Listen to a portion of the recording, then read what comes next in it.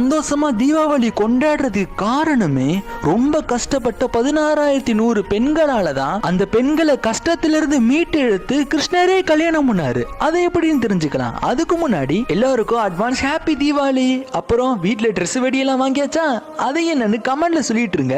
அது வரைக்கும் அந்த கதை என்னன்னு நான் சொல்லிட்டு இருக்கேன். துவாபர யுகத்துல நரகாசுரன் 16,100 பெண்களை தன்னோட ஆசைக்காக கடத்திட்டு போய் பாதாள உலகத்துல வச்சு கஷ்டப்படுத்திக்கிட்டு இருந்தாரு. இவருக்கு ஒரு வரம் இருக்கு. தன்னோட தாய் கையில தான் மரணம் வரும்னு. அந்த தாய் யாருன்னு தெரியுமா? பூமாதேவி தான்.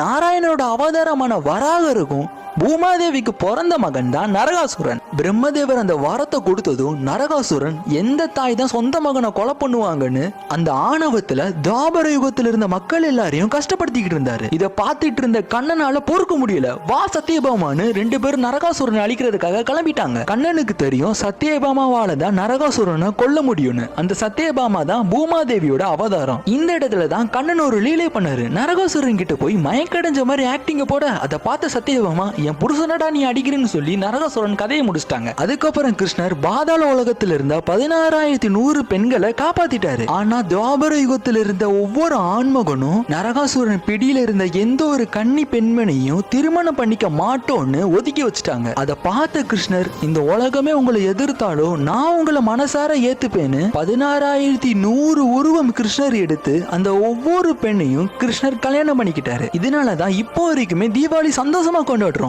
எல்லாருக்கும் ஹாப்பி தீபாவளி. சேஃபா வெடி வெடிங்க. இந்த விஷயம் தெரியாத உங்க ஃப்ரெண்டுக்கு ஷேர் பண்ணிருங்க.